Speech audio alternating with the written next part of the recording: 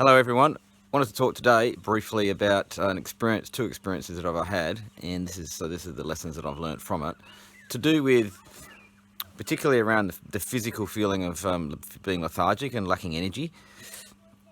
I noticed this particularly several years ago, and there was an event that was a catalyst of that did this, and I had a foster son who I'd kept for 8 years and raised him, and we transitioned him to live with his auntie. Leighton, his name was, and so Leighton, who I still have contact with, moved to his auntie after this kind of 8 years of being with me since he was 2 years old. So he was 10 at the time. So it was a big deal. It was a big move. I didn't. There was some real reasons why that had to happen, but I didn't realise the effect that it would have on me post that move. And surprisingly, it raised a whole bunch of feelings in me that had to do with an event of my own that had occurred years ago. So I acted as a trigger. So how do I know this? I didn't at the time. All I knew was that I felt physically depleted of a lot of energy. I felt lethargic, and you feel it in your arms in particular. You just feel that, I don't know, it's hard to explain that feeling of when your muscles have that achy feel, you have no energy, and it's not a nice feeling at all. And I had this I struggled with it for ages, like at least almost a year. And it got to about 8 months, and I was like, maybe there's something physically wrong with me. So I went and saw my GP, and I got a whole bunch of tests done, and came back clear. So there's a second option. If physically you're okay, then perhaps emotionally there's something that's affecting you. How do I know this? Well, because I've quite happily seen a clinical psych ever since I got divorced, some 10 years ago. So I'd had an experience with a clinical psych, and I was quite comfortable seeing one. So for matters of the emotions and the feelings, you go and see a clinical psych. That's just what you do. If you're feeling physically ill, you go see a GP and you go see a doctor. So I went and saw my old clinical psych. Within the first session, I had one session, I felt about 85% better instantly. Now, you think, well, how is that possible? Physically, I felt better. It wasn't just the emotional. See, during the whole time that I was feeling terrible, emotionally, I kind of thought I felt okay, like in my head and within myself, it was okay. But my body was so physically depleted, it was just strange. However, when I went and saw the clinical site, and what it was is that first of all, we established which event that it was in my past that was causing this feelings to arise, mostly sadness. And then second of all, because I'd gone and I was an active participant in this meeting, I allowed that sadness to come out, and it was very intense and was very strong. However, that release of all that energy that's inside of you that stays built up inside and it has no way to go, it actually becomes toxic to you. It affects you, so it actually makes you feel physically ill.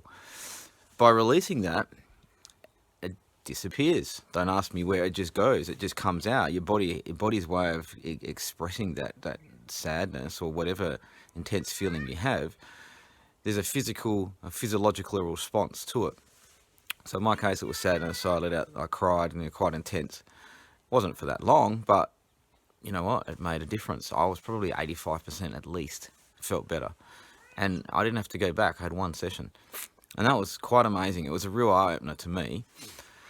So point is out of this is if you find yourself, and I think if you're a teenager, you may not experience this as much. I mean, I certainly experienced this when I was older, more in my 40s. Certainly as a teenager, you may or may not. But having said that, teenagers today experience a lot of stress. There's a lot of pressure on them to, do well at school. And there's a lot of families who are broken apart. So there's a lot of anxiety that's coming in and bearing down on teenagers that just wasn't there before. So, it's quite possible that if you find yourself physically fighting all the time to just get yourself through the day, And then that's a very real possibility that it's the emotional side. And so there was a second event that had occurred recently, and same thing.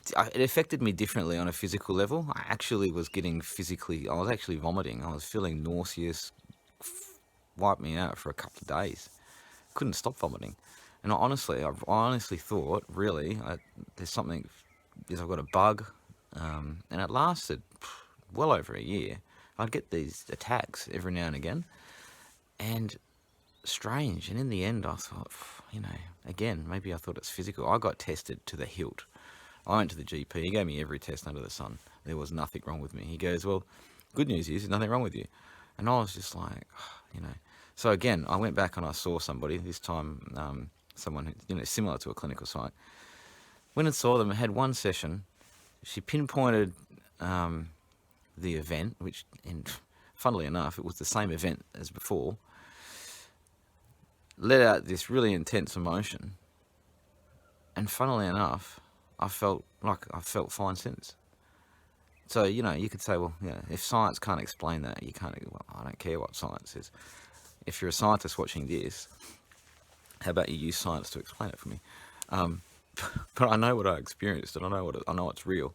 So we have this physical body, got this spiritual being living in this spiritual body.